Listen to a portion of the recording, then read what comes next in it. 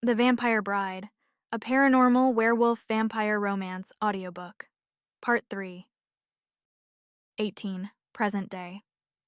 Panic surges through me, sharp and urgent as the tires of Damian's captors squeal against the damp asphalt, speeding away. I can't believe this is happening.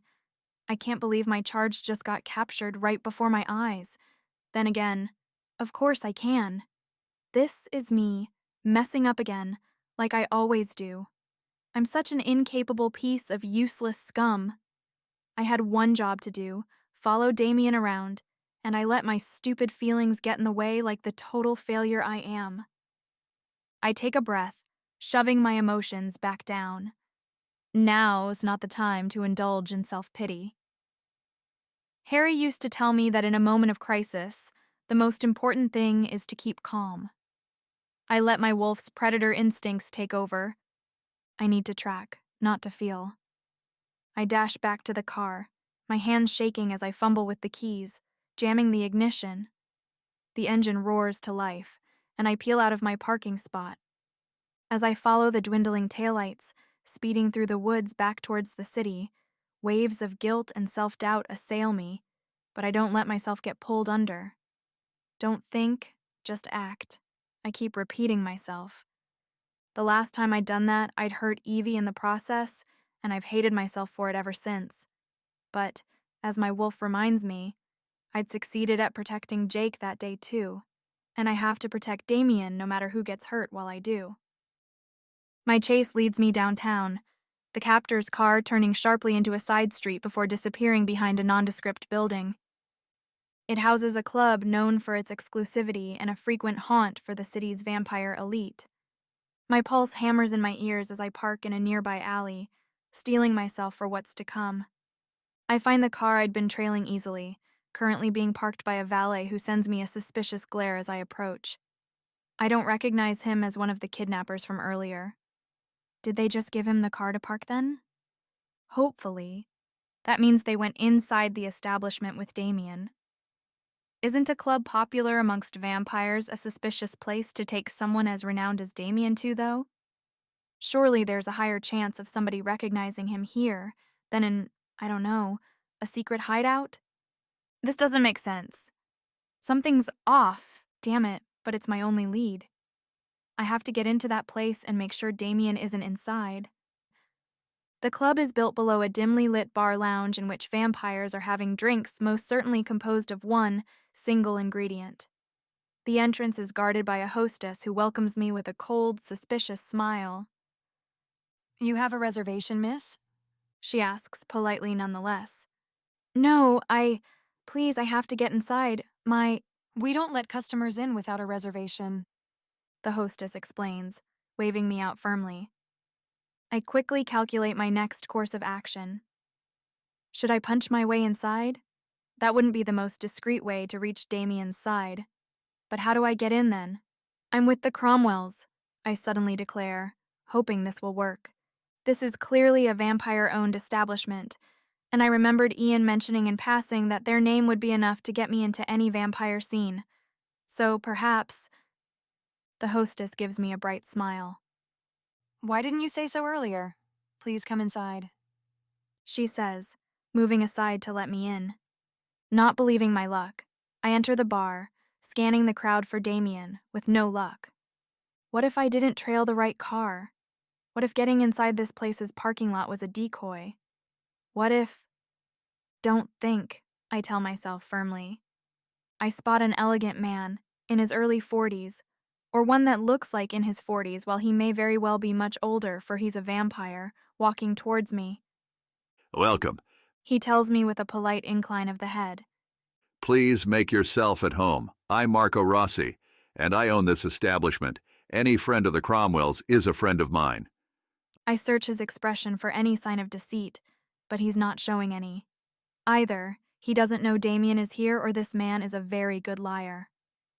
I try not to dwell too much on option 3, the one in which Damian isn't here. I'm looking for a Cromwell, actually, I tell Rossi, cautiously. Damian Cromwell. Have you seen him? "Damian, Ian's adored grandson and heir?" He shakes his head. Not tonight, trust me. I'd know if he was here. It wouldn't do me good to ignore a client like that. Again, he sounds sincere. I decide to take a shot. Well, mind if I head downstairs to check? I ask. We were supposed to meet up here tonight, but I don't see him. Rossi nods, leading me personally towards an elevator in the back. It's almost too easy and something feels off, but it's not like I have a choice. I need to search this place for Damian. The club is throbbing with life, bass vibrating through the soles of my shoes as I arrive, the air thick with a mix of expensive perfumes and the undercurrent of decay that always accompanies vampire haunts. Neon lights cast long, sinuous shadows against the polished concrete floors and exposed brick walls. The bar, a long slab of polished obsidian, reflect the strobe lights, bathing the dancers in an otherworldly glow. I scan the room, my werewolf senses cutting through the haze of alcohol and sweat, seeking out the scent of my charge. There. He's in a dimly lit booth, surrounded by a small entourage of vampires, looking suspiciously relaxed, a vacant smile on his lips. Well, as you can see, he isn't here. Marco Rossi tells me with an impassive expression. Though, if you'd like to stay and enjoy yourself, you can. What do you mean he's not here? I protest, pointing to Damian. He's right there. Rossi frowns, taking a look towards the booth where I see Damian being served a drink. Where? He asks, sounding genuinely confused. I don't see him. I briefly glance back at him and wonder if he's sincerely blind or just a very adept gaslighter. Whatever, I don't have time for this, I mutter, walking away. I make my way over to Damian, not nearly as quickly as I'd like, having to push through a small crowd of dancers, some human but mostly vampires. Damian! I exclaim when I finally reach his booth, trying to attract his attention. He slowly blinks at me before giving me a happy grin. Oh, hey, Chloe. By his side is a thin blonde, wearing a flattering silver dress, who's sending me a bored look, while rubbing at Damian's shoulder. I glare at her, but my efforts are interrupted when a male vampire dressed in a slick dark suit steps in, blocking my view. Get lost, kid. He threatens, grabbing my arm. I shake him off. Let Damian go! I snap, squaring my shoulders. The vampire isn't very impressed. I wasn't asking. He tells me, stepping closer towards me to force me away. Behind us, Damian attempts to stand up from his seat, but another vampire quickly shoves him back down, without much effort. The girl in the silver dress takes that as an opportunity to sit on his lap, making him smile. I grind my teeth. I said get out of... I grab the vampire's face and headbutt him in the nose, before swiftly turning to kick another one coming at me from behind in the stomach. Damian, get up, come on, I shout, stretching my hand to him. He smiles peacefully at me, though he remains where he is. I sigh internally as a pair of arms wrap around my shoulders, trying to immobilize me. Enough of you. A new vampire seethes against my ear. I kick the back of my boot into his groin, punching his face from behind, and am set free just in time to dodge a new hit. Another attacker's coming at me, but I grab his wrist to spin him into the ground. But then, a blow to my back flares some pain. I spin, throwing my elbow. It hits a jaw, a sharp snap echoing. Evie's face flashes in my mind, her eyes wide with fear. I push the memory down, hard. No time, no guilt. Not now. Another vampire lunges at me. I sidestep, palm slamming into his chest. He hits the wall, the thud drowned by the bass of the music. They keep coming out of nowhere. I swept a leg as a fist grazed my cheek. I retaliate with an uppercut, feeling the impact up my arm. Blood, fangs, a flash of silver. I twist away, feeling the rush of air as fangs miss my neck. A heavy hit to my ribs as me gasping, pain sharp. Another vampire strikes down, his grin vicious. I roll, narrowly avoiding his grasp. In the corner of my eyes, I notice the girl from earlier, still seated on Damian's lap, slipping something in the pocket of his jacket before moving away. Distracted, I don't move quickly enough to a suspicious clicking sound, and the next thing I know, someone's fired a gun. I dodge, behind the bar as screams echo around me and people start to flee the scene in a panicked wave. I can't see who took the shot, but Damian's still sitting in his seat, holding his head like he's in pain. I jump out of my hiding place and run towards him against a sea of fleeing dancers, but just as I'm about to reach him, I feel hard metal against the back of my head and freeze. There's a gun aimed right at me. I've had just about enough of you. A vampire says, finger ready to pull the trigger. My eyes meet Damian's, his going wide with shock. Stop. He says. My eyes are closed, and I'm expecting death to claim me at any given second, but a second pass, and another. This is when I realize everyone has stopped screaming and moving. The only noise I can hear is the music still blasting around the club. My next reflex is to want to open my eyes and see what's happening, but I'm incapable of doing so. I can't open my eyes. In fact, I can't seem to move at all. Oh, sorry. I hear Damian laugh. You're free, Chloe. My eyes snap open, and I swiftly move away from the attacker without meeting any resistance whatsoever. He seems frozen in place, face blank, gun still pointed to the empty space I'd been occupying mere seconds ago. Shocked, I move to wave a hand in front of his eyes and getting no reaction, remove the gun from his hands. Then, I take a glance around the club and gulp. Everything and everyone is still around me as if time has stopped somehow. People are still in running positions, others clenching behind furniture, but no one is moving. All right, let's get out of here. Damian says, rising unsteadily from his seat. Seeing him sway on his feet, I rush to his side to grab his arm and place it around my shoulder, before fully reacting to the eerie scene unfolding before my eyes. They're all completely still, I comment, feeling dumb, as I drag Damian through the statuesque crowd. Even their expressions are frozen, mouths opened in silent screams. Damian sags against me and I put more strength into holding him up. Are you okay? I ask him, concerned at seeing him wince in pain. My head hurts. He replies, sounding confused. We head towards the elevator I took to get down here. Besides it, Marco Rossi is standing still, expression shocked and confused. He was acting strange earlier, I tell Damian, like he couldn't even see you. I frown, taking another look at the frozen crowd, and it hits me. Did you do this? I gasp, gaze switching back towards Damian. Looks like it. Damian replies, unfazed. This is insane.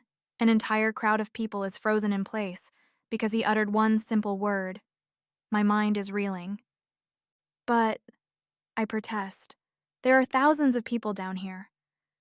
I didn't even feel Damian's compulsion when it hit, unlike when his grandfather had used his powers on me. It felt natural to remain still, eyes closed. I gulp nervously. I did know vampires were more or less skilled in the art of compulsion, but I never suspected one vampire alone could affect so many people at once, and for so long. It's likely been almost 5 minutes already. You can move again in 15 minutes. Damian says, to no one in particular, as we step into the elevator. You won't remember anything out of the ordinary happening.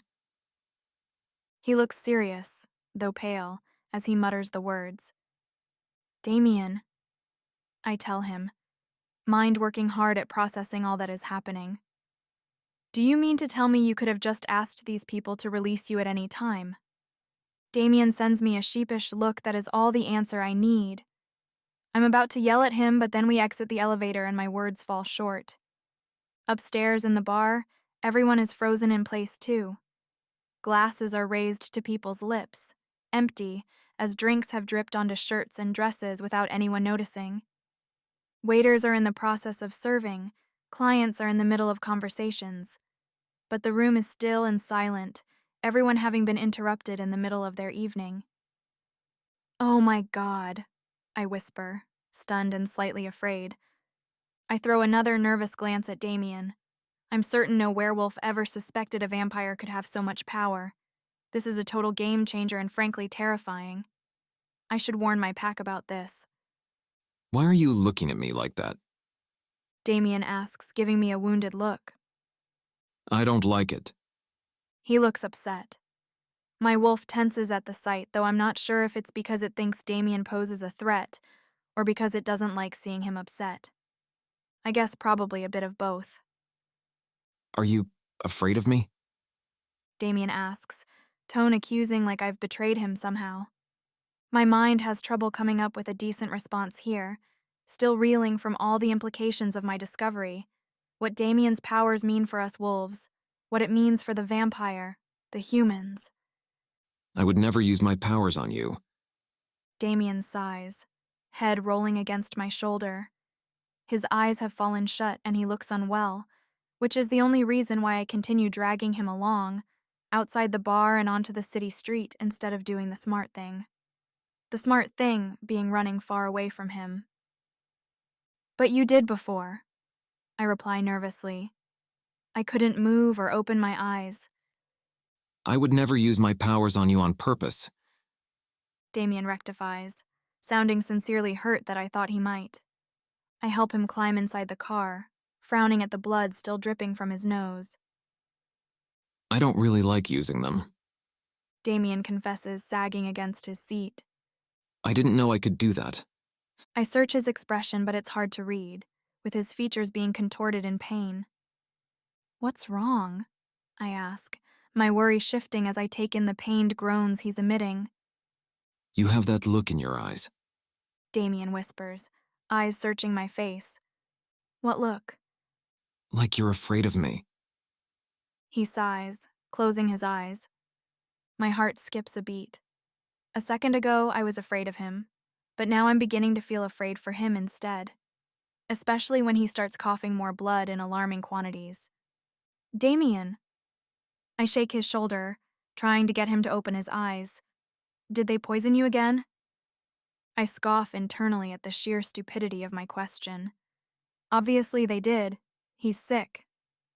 We need to get you some blood, I say, looking around like the gesture is somehow going to conjure some for us out of nowhere. But the streets are nearly empty, save for a couple of unsuspecting passers-by, who I can't just ask nicely for blood, not without freaking them out, or at least attracting unwanted curiosity. Please tell me you keep some emergency blood bags in the car? I ask Damian, looking under my seat in the vain hope of finding one there. Damian grunts something inaudible in response, before coughing again. My heart begins to pound against my chest. I should have thought of that. I'm the one who's supposed to protect him. Damian Cromwell even told me that in case Damian was poisoned again. It's not your fault, Chloe. Damian says, weakly reaching for my hand. I'll see you soon. He clenches my fingers inside of his and gives me a reassuring smile. I think you're dying, I tell him, feeling like my heart is about to explode out of my chest. Damian's gaze meets mine once more.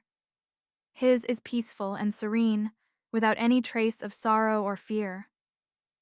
It's fine. He tells me, in a tone one would use to pass up food or a drink. He means it too. It's like he doesn't care at all that he's about to. And then he begins to convulse, and I feel like my heart has stopped beating altogether. Here! I tell him, snapping my wrist to his lips. Drink from me. Come on! Damian doesn't react, having fallen unconscious. He's dying. He's going to die. Oh my God. I bite into my own skin as hard as I can, ignoring the pain as flesh tears and blood begins to leak down my arm. I bring my wrist back to Damian's mouth, holding his head upright with the other. Come on, I beg him, trying to shake him awake. Come on, Damian, please. For too long nothing happens, and I'm certain I've lost him until...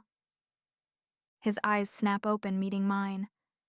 There's no kindness or peaceful resolve left in them, just pure, unadulterated hunger. And then, grabbing me with bone-crushing force that tears a small scream from my lips, he sinks his teeth into my arm. 19. 6 years ago, the day of the accident. Harry lunges forward, his movements a blur. I dodge to the left, barely avoiding his outstretched hand, and spin around to face him again. We move like this for several minutes, Harry putting me through my paces. You're getting faster. Harry comments, blocking a swipe I make towards his side. His approval sends a wave of pride through me. And stronger. He adds, parrying another attack with ease but noting my improved strength. I grin, feeling a rush of adrenaline. I'm glad I get to practice with him today, just like before. He's been busy lately, traveling more and more abroad for his university studies. I can tell it makes him happy, being independent from our pack, and so I'm glad our alpha has allowed it. But I do miss him. Not only because I always make better progress when I train with him, but also because I have no one to confide in without Harry. I mean, that's not entirely true. I have my mate now. But it's not the same. I want to impress Nate and make him proud, so I can't share my shortcomings with him like I would with Harry. With a sudden burst of energy, I feint left and then strike right, catching Harry off guard. My palm connects with his chest, sending him staggering back a few steps. Well done, Chloe. He exclaims, his gray eyes lighting up with genuine surprise and delight. You're getting better at this. I beam, panting slightly from the exertion. All thanks to you, I reply earnestly. Without your help, I'd never have been strong enough to deserve a wolf like Nate for a mate. Harry's expression shifts subtly, his smile fading into a frown for a second. You don't have to prove your worth to anyone. He approaches, placing a firm shoulder. Nate should love you for who you are, not for how strong you become. I hesitate, searching Harry's handsome face. The first time I'd heard another member of our pack fawning over him had been very weird for me who sees him as an older brother. But from a purely objective point of view, I guess he is a very good-looking man, though a little too rugged-looking for my taste. Good-looking, talented, and powerful, our alpha's favored pack member along with Jake. So what does he know about proving himself? He doesn't need to. Everyone already looks up to him, and for good reason. I want him to be proud of me, I finally mutter, feeling a mix of frustration and embarrassment I don't quite understand. He mated with me, despite who I am. I owe him so much. Harry's eyes widen slightly. Then he purses his lips, and I can tell he's considering his next words carefully. I would rather hope that he mated with you because he loves you. He says, schooling his features into a neutral expression. But sometimes, Chloe, when you speak of him, you make it sound as if... I thought you liked Nate, I interrupt, feeling hurt and averting his gaze. Why are you saying these things? I'm lucky to have found my fated mate. I hear Harry release a small sigh. If he makes you happy, then it's all that matters. He ends up replying, placing a comforting hand on my shoulder. I nod, slowly, catching my breath in the meantime. Around us, the clearing is bathed in the golden light of the late afternoon sun, dappling through the tall pines that surround us. The air is fresh with the scent of earth and pine needles, invigorating my senses. You're still coming with us to visit Nate's old pack today, right? I ask Harry as we head back home for a shower. Before joining our pack after mating with me, Nate was part of a smaller yet influential pack settled a couple of hours' drive from our own. His family, namely his older sister Evie, still lives there. Yeah, Rowan would like me to meet with their new alpha, so I'll be tagging along. I consider Harry's words carefully. I find it strange that Rowan, our alpha, has asked Harry to meet with Seth instead of Jake. Seth has just become the new alpha of Nate's old pack, and he's about Harry's age, so I can see why Rowan would send him to strengthen our relations, probably assuming they'll get along. However, Jake is also the same age, and he's the one who'll be replacing Rowan as alpha soon, not Harry. To my regret, I have to say, I think Harry would make a great alpha. I tell him so, making him laugh. Jake is much better suited for the job. He replies humbly. Besides, I've been asked by my university professor to accompany him on his next dig in South America. We split up once we arrived back home, and I hurried to my room to shower and change, picking my outfit for the day carefully. I hesitate between a light pink dress I know Nate likes, but which he'll probably perceive as too revealing to meet his family, and a more modest black dress that should be more suitable, though perhaps less flattering. I decide on the black, not wanting to embarrass Nate by wearing something too daring. Plus, he says he loves me in black. Once back down, I notice Harry waiting for me next to his car, though while Nate isn't there yet, Jake is, speaking to Harry conspiringly. Chloe! He greets me as I arrive, flashing me one of his dazzling smiles. I'm hoping I'm not blushing too much, though judging by Harry's amused expression, I probably am. Thank God Nate hasn't yet arrived to see this. He'd be offended. I'll be coming with you instead of Harry. Jake announces, slapping the latter on the back. You don't mind having me, do you? Of course not, I reply, hoping Nate won't mind either. He says he finds Jake obnoxious and irritating. Great. Jake wraps an arm around my shoulder. See? Chloe doesn't mind me. He adds to Harry. The latter rolls his eyes. I never said she'd mind, but your father asked me. Who cares? We switch places all the time.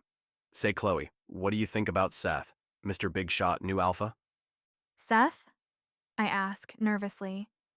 I can tell tension lies underneath Jake's light tone, though I don't understand why. He smells angry and territorial. Has Seth offended him somehow? Well, Nate says he's pretty inexperienced. Inexperienced. Jake exclaims with a content nod. That's what I thought. Explains quite a lot, actually. I breathe out a sigh of relief. Good. This was the right answer. Next to me, Harry's pursing his lips, looking suddenly almost just as tense as his cousin. Jake. He tells him warningly as he watches us climb into the car with a wary glance. What happened? Nothing. Poor guy doesn't know any better, so I'm just going to politely remind him of some basic rules of conduct. Jake replies, with a wide smile that doesn't seem friendly whatsoever. If anything, his scent only betrays more anger. Basic rules? I ask, sending Harry a questioning glance. Is this about Viv? The latter guesses, in the fed-up tone of someone who's been through this before. Which he has, probably, because if Vivian and Jake have been pretty much engaged for as long as I can remember, they've been butting heads for even far longer than that. And Harry's usually right in the middle of it, trying to keep peace, being best friends with the both of them. Nope.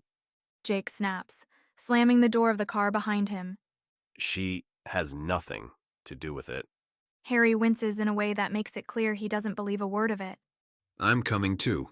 He declares with a frown. I don't think you should. Harry, let me deal with this. Jake grinds through his teeth, suddenly sounding much more menacing. It'll be me handling all this shit soon anyway. I might as well get started now. Harry sighs but ends up agreeing with a small frown. His tense expression disappears behind the horizon as our car drives off. In the following years, I'll often think back on this moment, wondering how things would have turned out if he'd gone with us that day. Probably very different. Harry always fixes everything. If he'd tag along, Jake would have become our alpha, and he'd be mated with Vivian now. Nate and I would still be happy and part of the pack. And Evie's life wouldn't have been ruined by me. 20. Present day. The feel of Damian's teeth piercing my skin is slightly uncomfortable, though not nearly as much as I'd expected. Then, discomfort ebbs away. Only the sensation of Damian's lips on me remaining, and the light touches of his body against mine. He's still holding on to me, but feeling no resistance or inclination from me to move. He slowly relaxes his hold. I'm left wondering why I'd always been warned against a vampire's bite. It really isn't so bad, and if letting him drink from me helps him recover, then I'm glad I let Damian do it.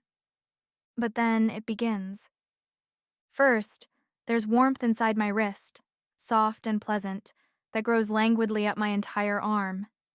It's a tingling sensation that's barely noticeable until it spreads to my chest and stomach, becoming more pressing, to the point of scorching. I wiggle in my seat, my skin feeling too tight around me like it does before a turn in my wolf form. Though I realize with a gulp, perhaps even more pressing than that. The strange thought that I wished Damian would suck on me harder crosses my mind, and I instinctively wrap my fingers around his hair, pushing him on. I close my eyes as he adds more pressure, giving into the sensation, the sound of my heartbeat loud in my ears. The warmth spreads and spreads all the more, intensifying with each pull of his lips. It seeps through my veins, increasingly enjoyable, sweet, and thick, leaving me panting. The world around me dims, my focus narrowing to the point of contact between us, where his mouth meets my skin. I'm aware of every detail, the coolness of his skin against my fevered flesh, the soft sighs escaping his lips, the growing strength in his grip on my arm. It feels so good. Why does it feel like this? A very loud, very telling moan escapes my lips, and Damian abruptly pulls away. Are you okay? He asks, looking worried. Does it hurt? I feel a little dizzy and slightly embarrassed, but mostly ridiculously aroused, though not the slightest bit pained. No, I reply, distracted by the blood on Damian's lips. His eyes are dark, pupils so blown there's barely any blue left. There's a slight blush to his cheeks that reminds me of how he looked after drinking from Gemma. The thought stirs my wolf's anger, and I hesitate only the briefest moment before putting my hands on his shoulders and pulling him towards me. Chloe? Damian asks. What are you? My lips crash onto his, my wolf rejoicing at tasting the blood on them. Damian is frozen against me. For a moment there's a hesitance in his touch, his fingers softly grazing my back, as if he's testing the reality of the moment. But then, something shifts. The hesitation melts away as the kiss deepens, turning urgent, fueled by the pent-up emotions of everything we've just endured. Soon, Damian is pulling me onto his lap, his lips moving against mine with a fervency that matches the rapid beating of my heart, telling me of his hunger, not for blood, but for whatever strange connection is blossoming unexpectedly between us. But then, as abruptly as it started, Damian pulls away. We can't. He says, sounding pained. He moves even further, somewhat reluctantly under my confused gaze. What does he mean we can't? I don't understand. My head is spinning, a sweet haze clouding my thoughts. I try to hold on to him, but he swiftly changes our position so he's sitting in the driver's seat. The distance between our bodies feels unbearable. I groan in protest, trying to hold on to him to no avail. I'm going to drive us home, okay? Damian tells me in a kind, patient voice, while quickly fastening my seatbelt for me. Why is he acting like this? Does he not feel what I feel? Does he not want me? My Chloe. Damian murmurs, softly caressing my cheek. His eyes look sad and torn. I'm sorry, this must be confusing. A pathetic whine escapes my lips. He feels so far away. You'll feel better soon, I promise. He tells me, starting the engine. I close my eyes, feeling the car driving towards what I can only guess must be home. I don't care where we're going. Every nerve in my body feels like it's on fire. I briefly glance at Damian, who's gripping the wheel of the car tightly, a muscle in his jaw twitching slightly. Did I do something wrong? I ask unsteadily, making him wince like he's in pain. You did nothing wrong, love. Damian replies, eyes fixed on the road. It's all my fault. I shouldn't have bitten you. His scent is clouding the air around us, so thick with desire I can almost taste it. He does want me, I realize. Then why is he being like this? It's hard to focus on anything other than him and how good he smells. That's the venom talking, Chloe. It makes you feel good. Or more importantly, pliant. Supposedly to help us immobilize our preys. It's not real. I frown, Gemma's blissed expression flashing before my eyes again. You always smell good. I sigh, bite or not. Stupor briefly crosses his, though he's quick to school his expression. You've never said that to me before. He ends up saying quietly. I thought vampires smelled like death too. He interrupts himself, though I don't much care for what he is about to say. My skin is scorching and I feel like I'm about to burst with need. Damian, please, I whine, biting my lips. I'm not sure what I need. Everything, I guess. Him. His lips on mine. His body pressed against mine. His teeth again.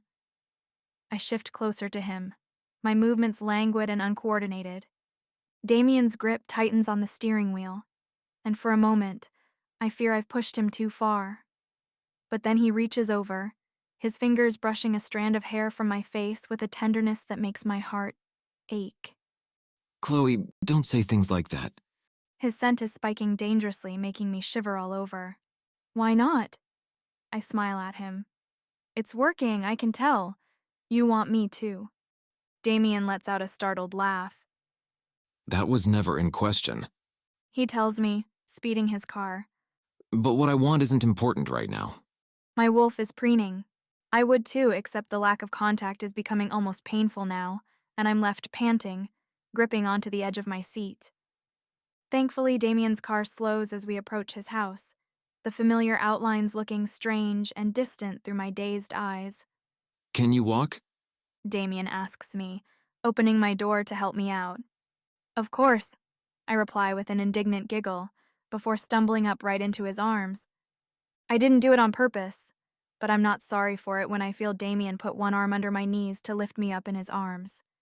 I immediately bury my nose in his neck, trailing my wrists against the skin to imprint my own scent onto him. I want everyone to know he's mine. In the back of my mind, I realize I should probably try to hide my wrists from him, since they've already fully healed from both our bites, which wouldn't be possible if I were human. But the urge to scent mark Damian is too strong. My wolf is practically screaming at me to do it. When I'm done, I begin placing slow, languid kisses against his now perfectly scented neck. Damian shivers under my touch, a small gasp escaping him when I suck a little on his skin. You're going to sleep it off. He tells himself in a resolute tone as he carries me up the stairs. It'll be fine. Will you stay with me? I ask, knowing fully there's no way I'm getting into bed with him to sleep. Damian gives me a knowing look but says nothing as we enter my bedroom. As soon as he puts me down on my bed, I throw my arms around his shoulders and pull him towards me into another kiss. Damian briefly responds to it before moving away with a groan. Chloe, I really should go. I topple him down on the mattress in one swift movement and climb on top of him, straddling his hips. He's staring at me with a mixture of amusement, concern, and frustration. But I want to be with you, I confess, sincerity piercing through the pleasant haze in my mind. Damian's eyes are fully black now, unnaturally so. I think it looks really beautiful. And I want you to bite me again, I add, stretching my neck out to him. His hold tightens around me briefly. Chloe, He sighs. you're high. You're not yourself. I frown a little at that. Everything does feel slightly hazy, but it honestly feels too good to care. Please? I ask, against Damian's lips. I hear him gulp slowly. He smells just as aroused and needy with desire as I do. I don't understand why he's not doing anything about it. Is it because you think you're taking advantage of me?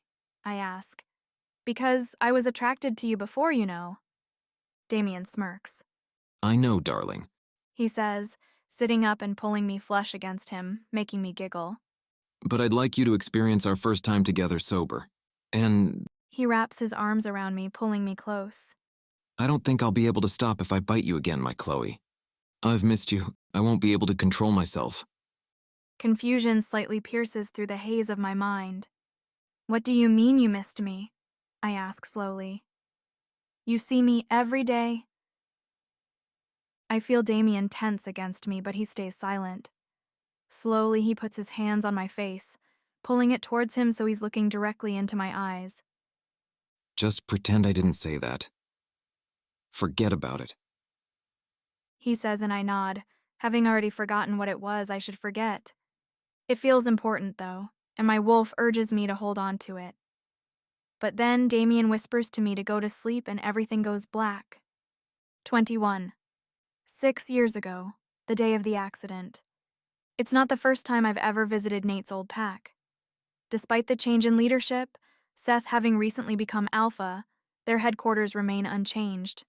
And as our car journeys deeper into the sprawling countryside, it gradually comes into view, unfolding from the lush greenery like a well-kept secret.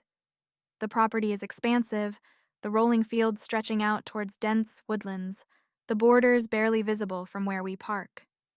Amongst smaller barns and extensions dotting the landscape, the main house stands as an impressive blend of weathered stone and dark wood, each detail meticulously crafted to project warmth and hospitality in a way that seems almost too deliberate. I don't really like coming here. I can't shake the feeling of edges too sharply defined and spaces too perfectly arranged. I look around nervously for Nate, wondering why he didn't wait for me at home and left on his own. Every greeting Jake and I receive, though cordial, lacks genuine warmth. The air is fresh, filled with the scents of pine and wildflowers. Yet beneath these pleasant aromas, there's an underlying sharpness, a hint of something wild and untamed that isn't entirely welcoming. Jake finds Seth, and as soon as they're off to discuss whatever it is they need to discuss, I hear a voice booming from behind me. Where were you? Nate is strolling towards me, expression twisted in a displeased frown I am unused to. Where was I? Where were you? We were supposed to leave together. Yeah, Nate interrupts, crossing his arms. 2 hours ago. I couldn't find you. I thought you'd stood me up. He looks genuinely hurt, and I frown. How could he think I'd stand him up? I told you I was going to train with Harry until 12, I remind him, remembering the conversation distinctly. But Nate is looking at me with a dumbfounded expression. No, you didn't. He says, looking at me straight in the eyes. He adds with a softer expression. You're so forgetful, baby. You must have forgotten. You forget things all the time. He's smiling intimately like we're in on the same joke. He looks happy again. That's what matters. My heart is beating fast in my chest. I guess I am quite forgetful. I concede when I see he's still looking at me expectantly. Nate winks at me. I love you for all your faults, baby. I even like your black dress, even though I know I hate you in black. I blink. I thought he liked it. Had I understood him wrong? I guess so. Anyway, Harry and I had a great training session this morning. I tell Nate, changing the subject to something more positive I know will make him happy. I even managed to hit him once. Nate laughs. Baby, that's just 'cause he let you hit him. He teases, pinching my cheek. I'm a little annoyed, though. It's like he doesn't believe I could do it. No, he didn't, I protest. He wouldn't do that. Oh, 'cause he's so perfect. You're amazing, Harry, who's so much better than me. What? Nate, what are you talking about? I would appreciate it if you didn't try to put me down all the time, Chloe. I know you're insecure, but I'm tired of you taking that out on me and making me feel like shit. My mind is buzzing with retorts and denials, and my heart is pounding in my ears. I don't even know where to begin, faced with the purely shocking enormity of that accusation.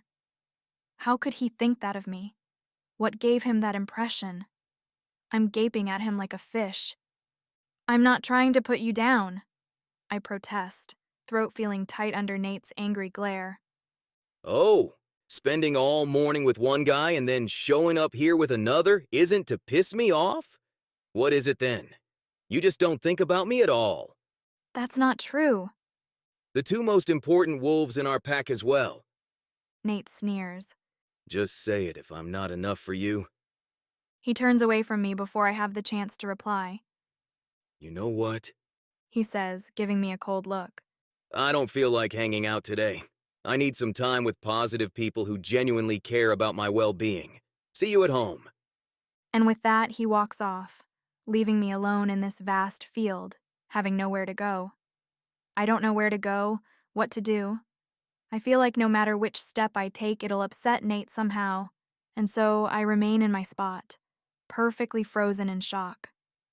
What is wrong with me that I've upset him so? He's always so happy with me, so loving. Ever since Harry came back from his last trip, he's been agitated, though. Do I really make Nate feel like I love Harry more than him? It's completely different, though. Harry's family. Nate is my lover and my mate. He should have said if he felt threatened by our relationship. Then again, I should have known. We're mated. I should know how he feels, all the time. I'm a terrible mate. I must be otherwise. Nate wouldn't be so mad. He's a loving person. My thoughts are interrupted as I notice a familiar silhouette walking quickly in the distance. It's a girl, slightly older than me, with short light brown hair and hazel eyes that look like Nate's. Evie. She looks distraught. Her scent smells like fear and aggression even from where I stand. Worried, I make my way towards her, though she doesn't seem to notice, walking decidedly towards a barn that is isolated from the others, near the end of the field. Maybe she wants to be alone, I think to myself, debating whether or not to turn back. She's my mate's sister, but that doesn't give me the right to intrude. I'm about to turn around when a familiar voice echoes in the distance, in the direction Evie's heading. It sounds like Jake, and he seems angry. I frown, trailing after Evie again, though this time, determined to go and make sure everything is all right with Jake. He seemed angry even before we came here. Something about Seth and teaching him better manners, whatever that means. Maybe I should have stayed with him earlier. I was so focused on Nate, I didn't think Jake would need me. I didn't even think to check in with him. More and more angry words and yelling echo around the field, so much so that Evie doesn't notice me behind her. The closer we get to the barn, the more obvious it is Jake and Seth are arguing, and it seems way past the point of politeness. I begin to run through the field after Evie, a bad feeling in my gut. The argument grows louder and I quicken my pace, reaching the barn just as Evie does.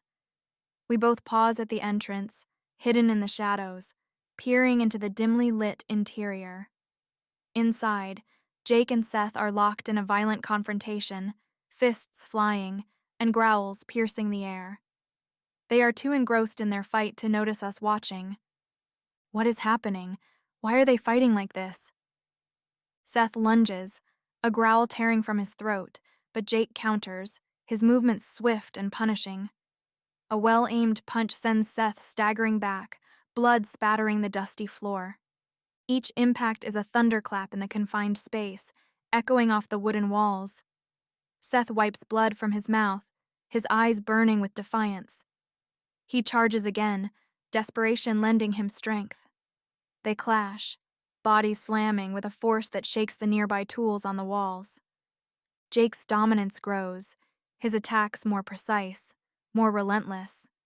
Seth's defenses start to crumble under the assault, his responses slower, less coordinated. The fight is tipping irrevocably in Jake's favor. From the shadows, I watch, my heart pounding, the raw aggression unfolding before me sparking a primal alertness.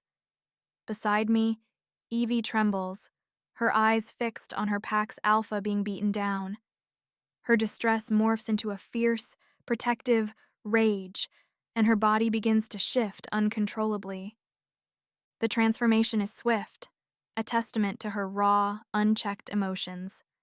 She's almost fully turned, her form large and imposing, poised to leap into the fray. My own heart skips a beat. There's no mistaking her intentions. She's going to attack Jake. In fact, she's preparing to pounce right this second, and he can't see it, doesn't react to my screams, to focus on punching Seth. She's going to hit from behind. Her scent feels violent and afraid, filled with primal desperation to protect her alpha. I need to protect mine too. The next thing I know, I'm in my wolf form plunging towards Evie, baring my fangs. My wolf wants blood, and seconds later, its taste erupts onto my tongue as Evie's piercing howl fills the air. 22. Present day. Humiliation doesn't strike me immediately as I open my eyes, which makes it all the more terrible when everything does come back to me in waves. I wake up, slowly, to the sound of the house staff moving about efficiently outside my bedroom, though speaking lowly between themselves with an undercurrent of tensions that briefly makes me wonder what's going on. Briefly because, as I take in my surroundings, namely that I'm still fully dressed in yesterday's clothes, I suddenly remember everything that took place the night before, visiting Damian's other house, his kidnapping, the club, Damian's display of power, him biting me, and then I muffle a mortified scream inside my pillow, gutted by the most intense sense of shame I've ever felt in my life. What was I thinking, throwing myself at Damian like that? I remember telling him, in great detail, how much I wanted him, asking him to do things to me, while he remained stoic and distant the entire time, politely declining my advances like I was nothing more than some. I scream again. I don't ever want to see him again. I don't think I can manage to look at him in the eye. What must he think of me? He has a girlfriend, one he visits at night and promises to run away with. I've seen them together. And I still threw myself at him shamelessly despite knowing that. The worst is that this probably happens to him all the time, with every girl he bites. But, unlike these other girls, I'm supposed to be looking after him, not harassing him. I groan. He did say this was due to the effect of the venom-lacing vampire's bites. I'd never heard of such a thing, though it does make sense now why vampires would train their brides from birth. Probably so they'd be less affected by the effect of the venom. It seems terribly inconvenient if that's going to happen every time they're bitten.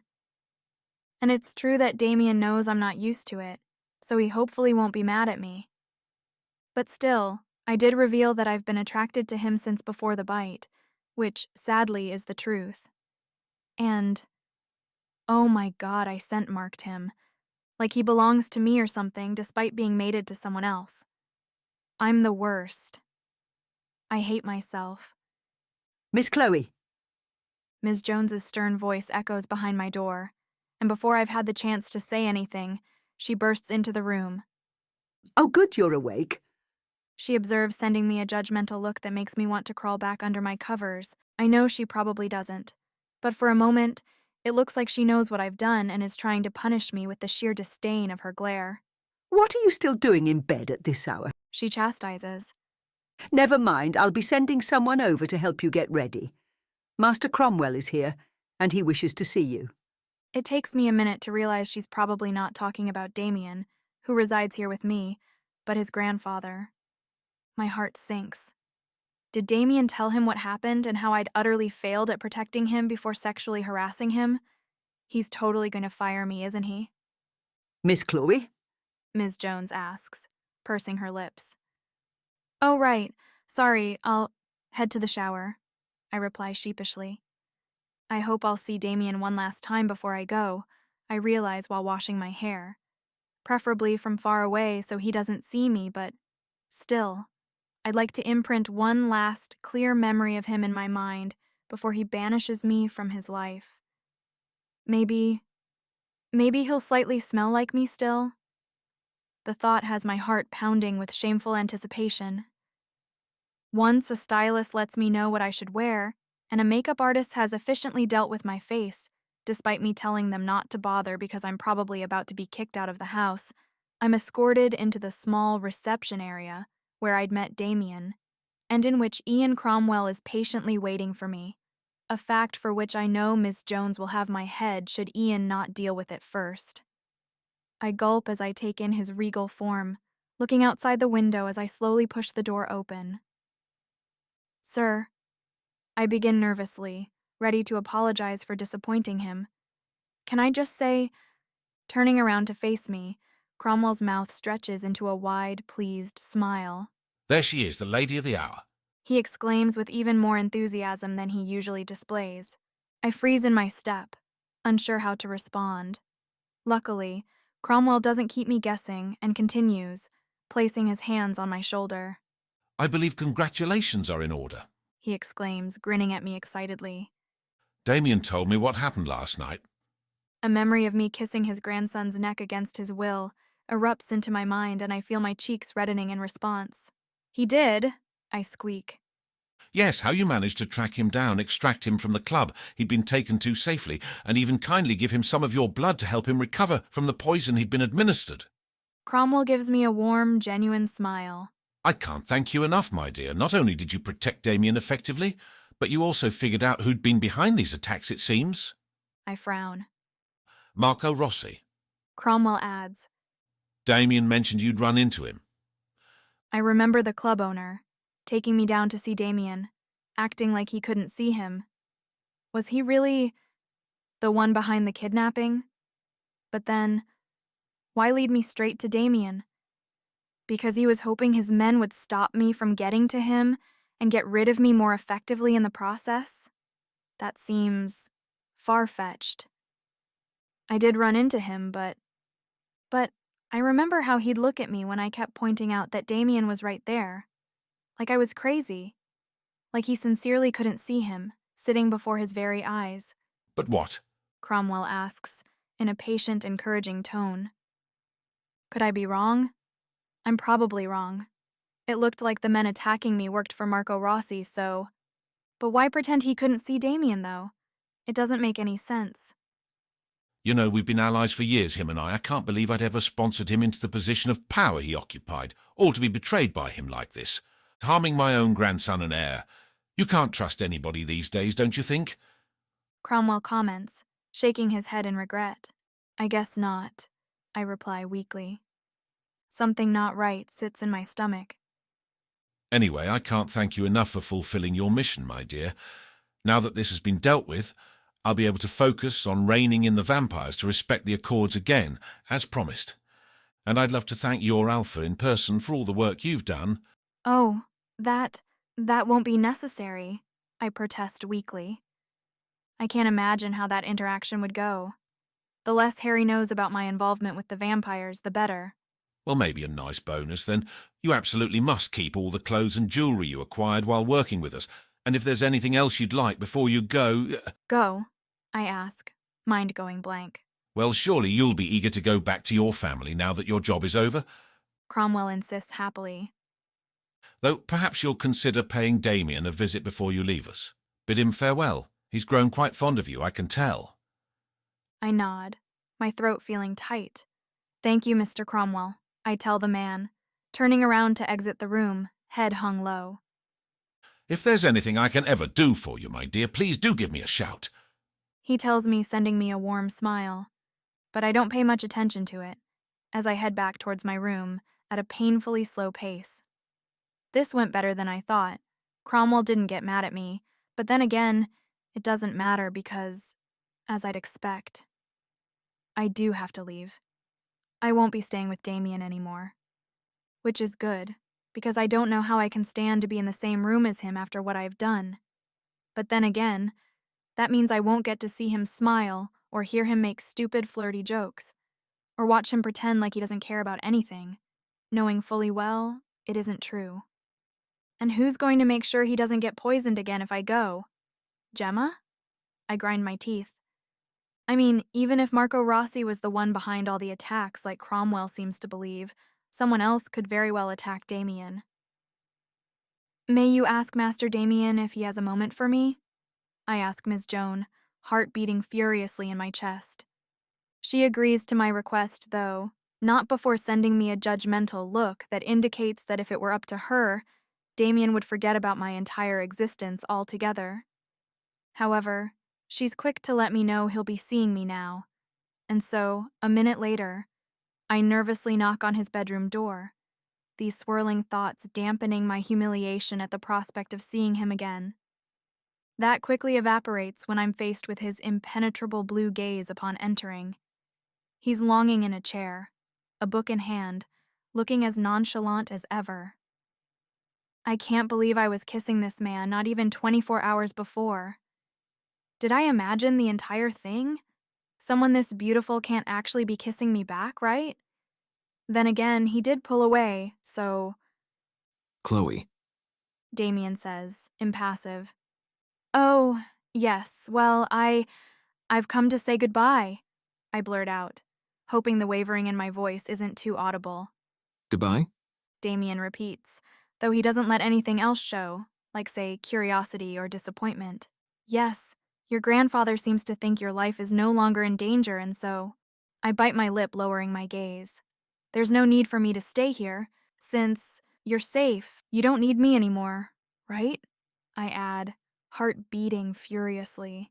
When Damian doesn't reply immediately, I bravely raise my eyes towards him, hoping for some sort of sign that maybe, just maybe, he's sorry about seeing me go. Right.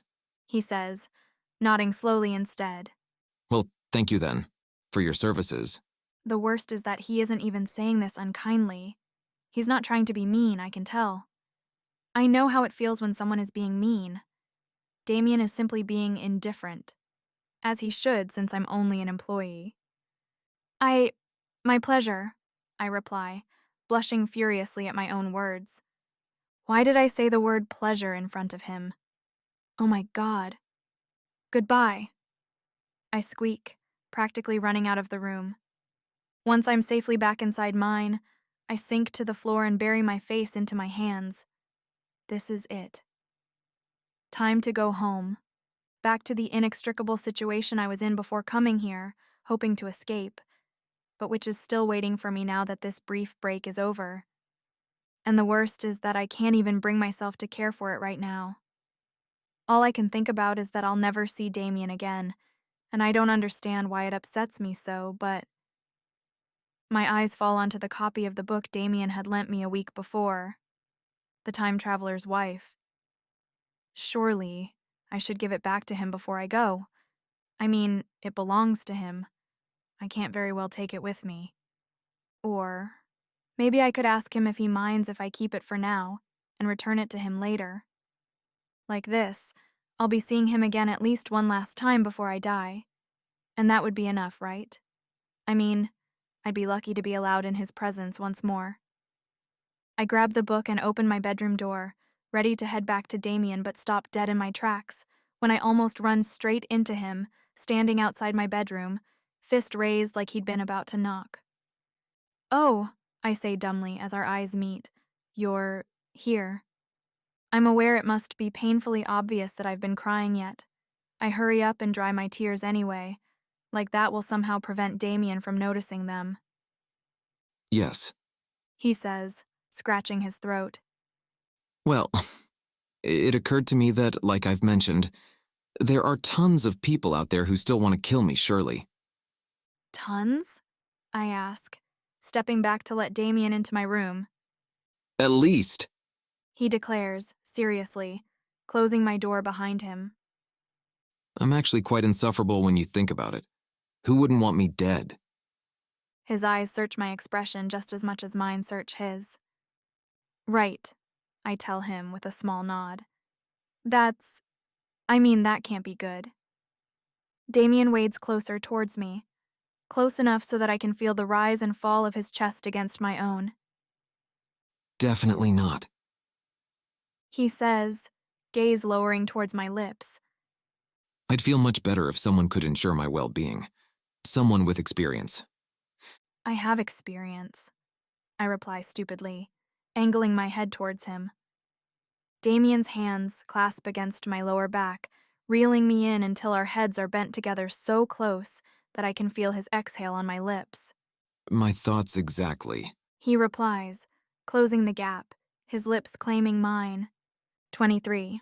2 weeks ago, a couple days before Vivian and I rescue the witch. I apply a heavy dose of perfume onto my neck, hoping that will be enough to take Nate's scent off of me. I've scrubbed my skin for at least a good half hour before getting dressed for tonight, but that doesn't change the fact that Nate has spent the day thoroughly scent-marking me despite my protests. I knew I'd been spending the evening with my entire pack, and at least a good 100 guests from other nearby packs as well.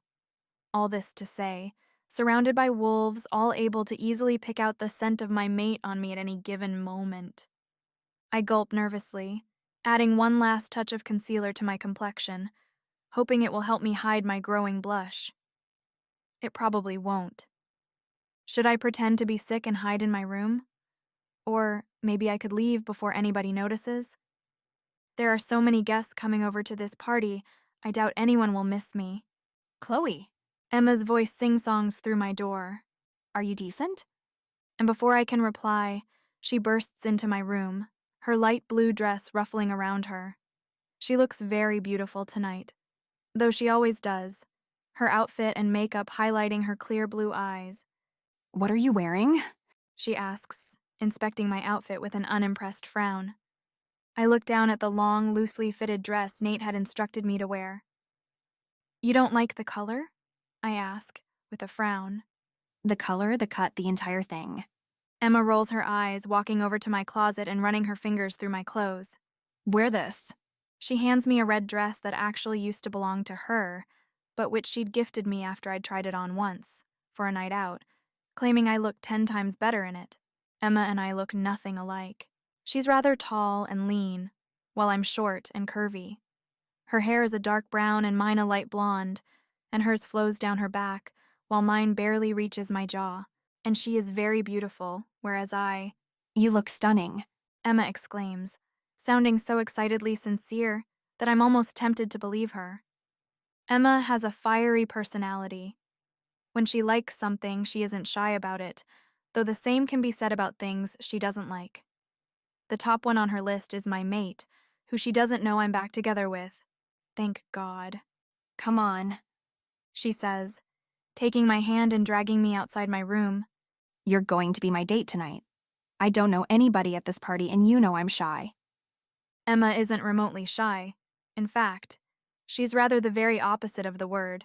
Though I'm touched, she wants to spend the evening in my company and I'm looking forward to catching up. What about Harry? I ask her, as we arrive downstairs upon a crowd of guests, spread around the house's entire ground floor and spilling outside onto the garden in an impressive mass. He's on babysitting duty, Emma replies, pointing to our left.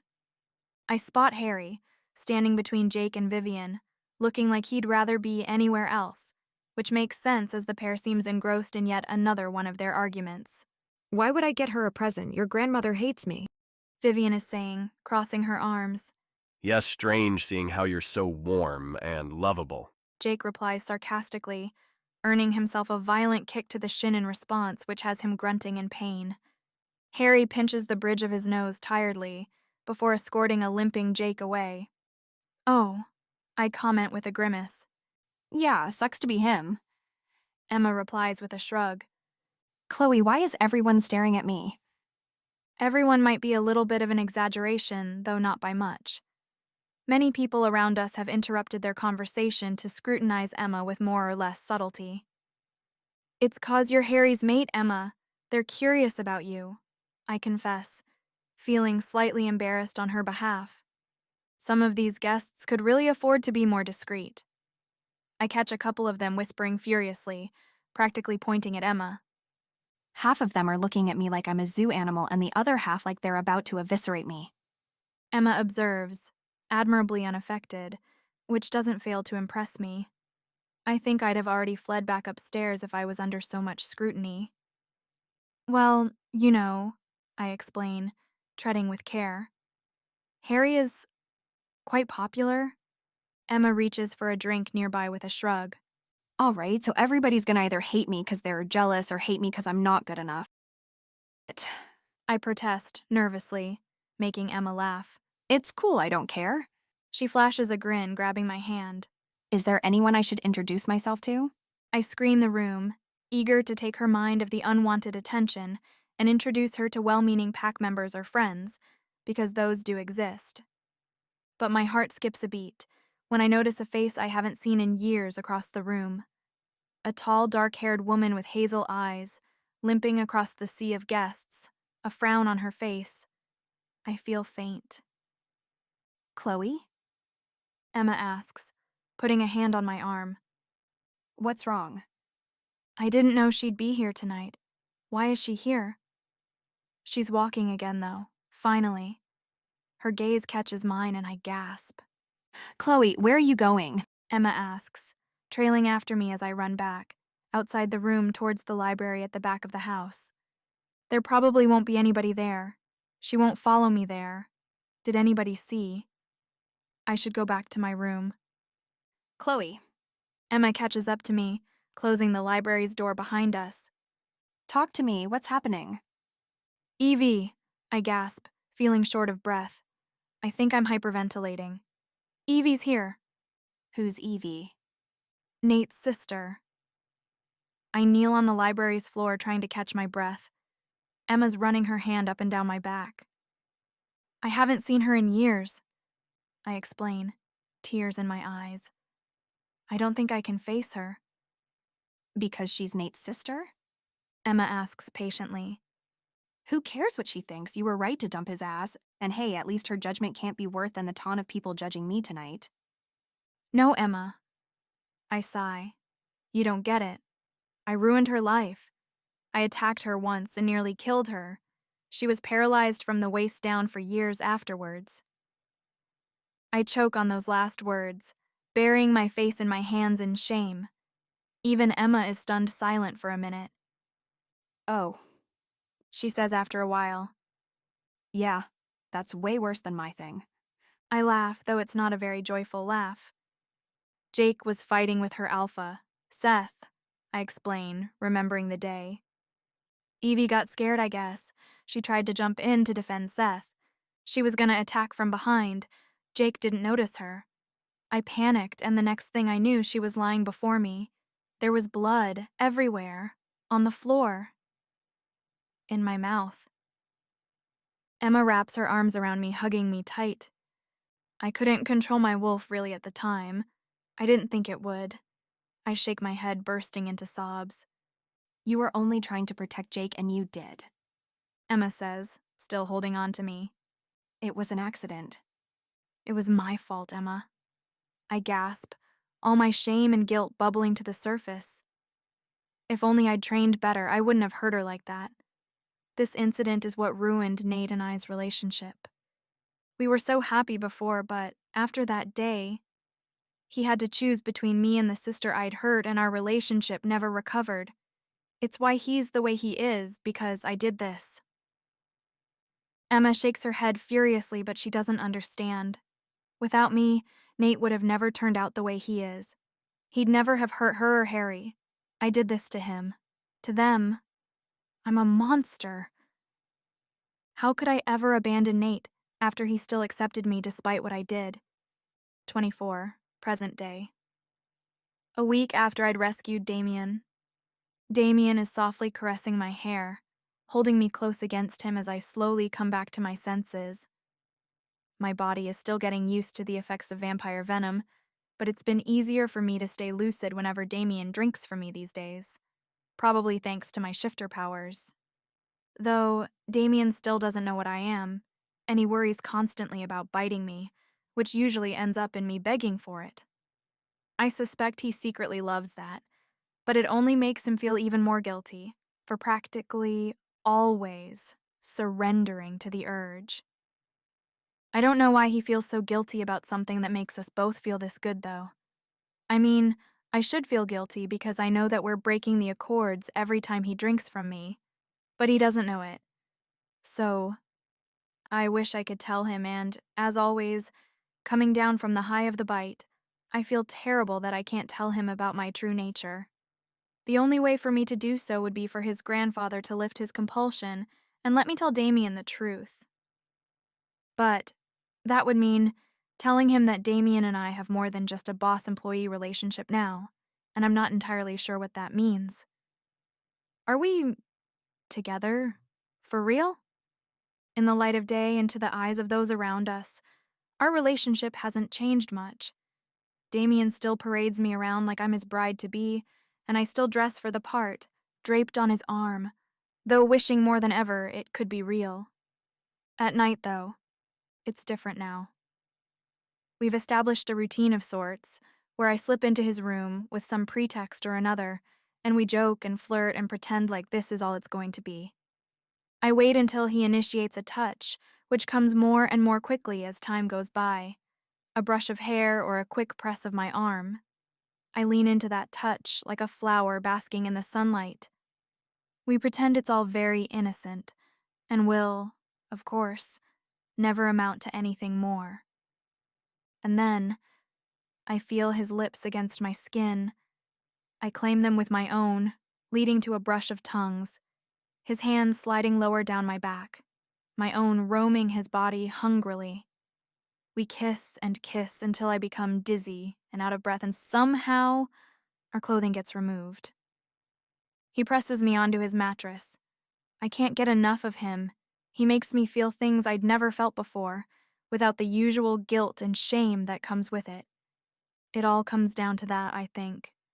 We're in a terribly delicate situation, which couldn't be more blurry or ambiguous. This is a dangerous game we're playing, and we both know it. And yet, it doesn't feel like that when we're together.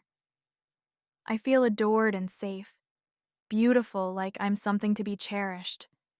He looks at me like he sees me. It drives me insane. And then I feel the sharp edge of his fangs somewhere on my body, my neck or chest, or the inside of my thigh, and I beg and beg until, finally, they sink into me, making me see stars.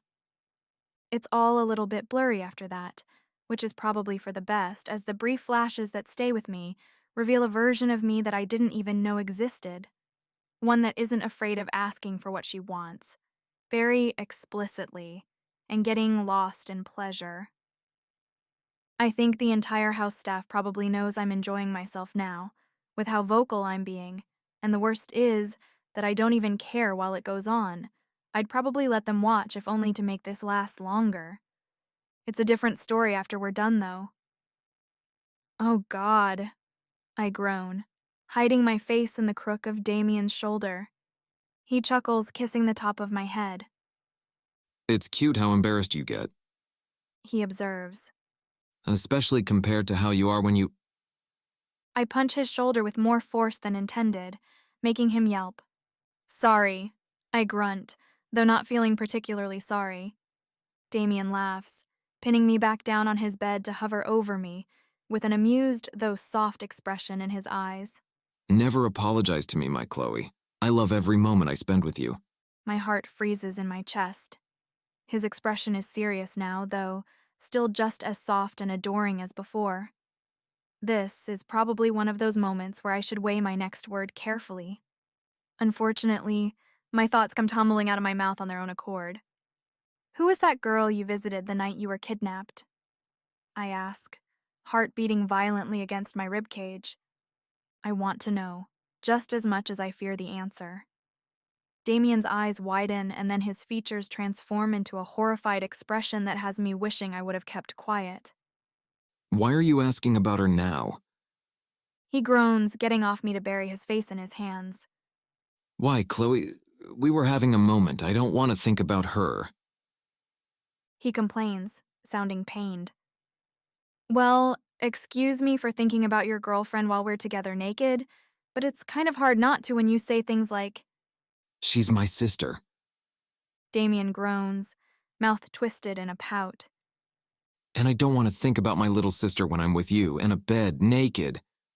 My jaw drops. His sister? He has a sister? Since when? Wait, does that mean he doesn't have a girlfriend? Why hasn't he mentioned her before? What does this mean? Were you jealous? Damian asks, with an amused raise of his eyebrows. I pout, feeling blood rushing to my cheeks. Well, I was just wondering, I blurt, trying to save face. But then, my eyes meet Damian's twinkling ones, and something blooms within my heart, too big to contain. I was kind of jealous, I guess, I mumble, averting his gaze. He laughs. It's a gleeful, delighted laugh that has me rolling my eyes. I knew it. He exclaims happily. You're so into me. I roll my eyes, blushing even deeper. What, are you embarrassed about that too? Damian's back hovering over me, searching my expression, his full of mirth. Chloe, don't be. I'm a catch, ask anybody. Not helping.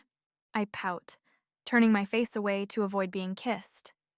Damian chuckles into my neck, before capturing my face in his hands and looking at me with a more serious expression. You have nothing to be jealous about, my Chloe. I love you.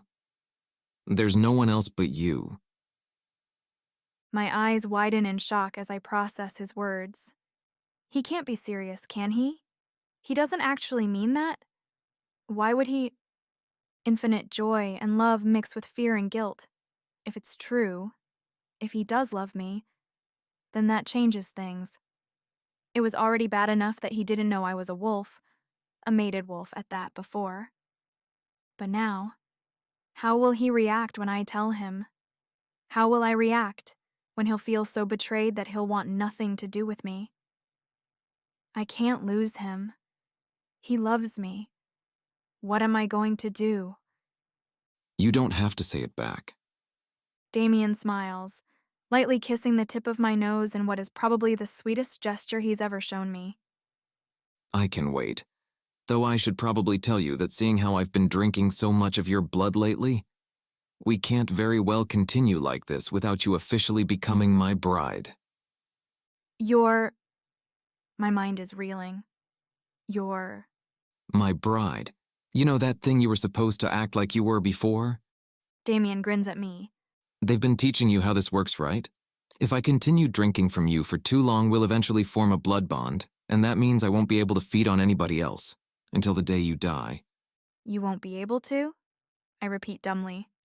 Yeah, basically we'll be tied together as my survival will depend entirely on you. He says this lightly, but his eyes are serious and searching. It's a rather big commitment. One you didn't come here to make and are unprepared for. Unlike most brides who bond with a vampire, you don't have to say yes. In fact, I understand if you... He looks uncertain suddenly, and slightly defeated. Like he already thinks my answer is going to be no. It's so unusual to see him vulnerable and unsure. The feeling in my chest only grows, warm and all-encompassing, and all the more devastating for it. I can't. I gasp, feeling tears prickling my eyes. Damian's crestfallen expression feels like a knife has been plunged into my heart. You don't want to. He says with a grim smile. Words bubble in my throat, refusing to come out. It's not that I don't want to, that I can admit. I would love nothing more, in fact, than to be with him forever. But I can't do that to him. Have him commit to me when he doesn't know what I am. And I can't tell him about my wolf, or my pack, or my mate. Ian's Cromwell compulsion won't let me. It's not that, I plead, trying to meet Damian. You don't understand. I have to speak with Ian Cromwell, I realize. I must convince him to lift his compulsion so that I can... Chloe. Damian catches my wrist. It's okay. I do understand. No, you don't, I protest, shaking my head because he really doesn't. Your grandfather, there are things I can't tell you. Damian furrows his brows, gaze assessing. Wait. He says. Is this about you being a werewolf? I'm stunned, speechless. He didn't just say that, right? He doesn't know. How could he? You knew?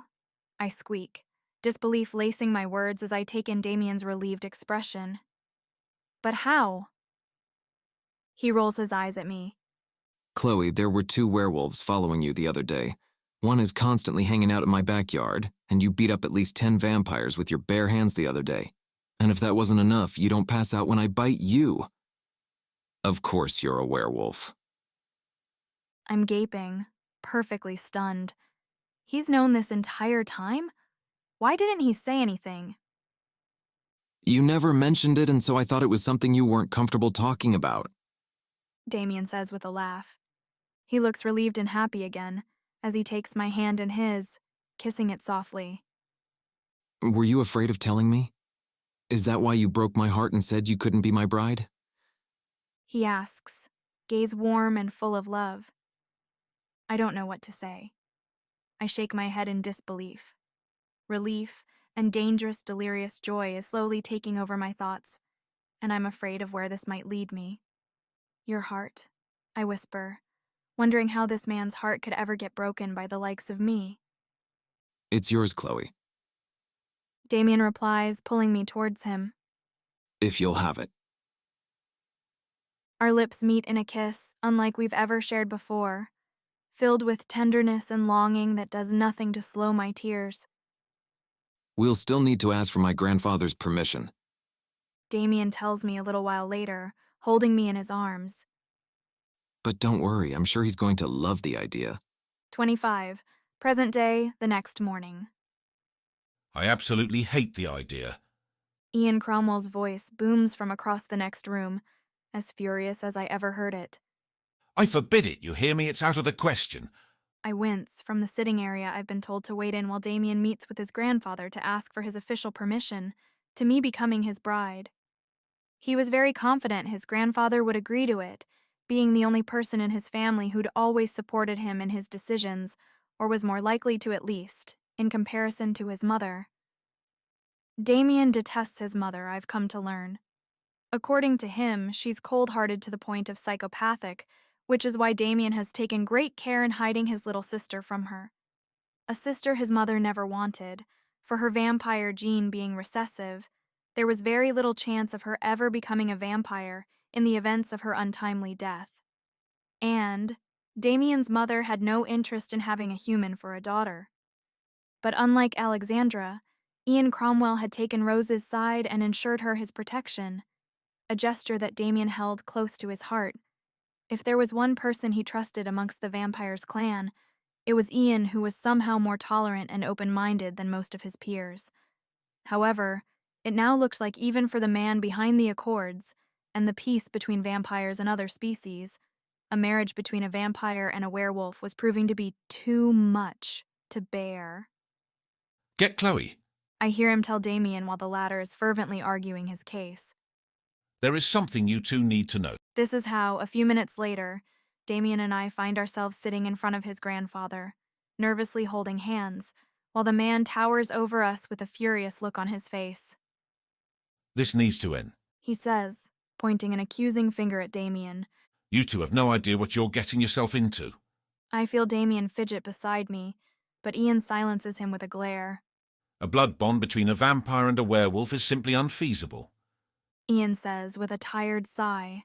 He looks conflicted suddenly, not rethinking his position exactly, but more like he's sorry for it. And that is the entire reason behind the Accord. Ian explains, as Damian and I exchange a confused glance. What do you mean? Damian asks. I thought it was to maintain the peace between us. Ian clenches his jaw. It is, but not for the reason you may think. He rubs a tired hand over his face.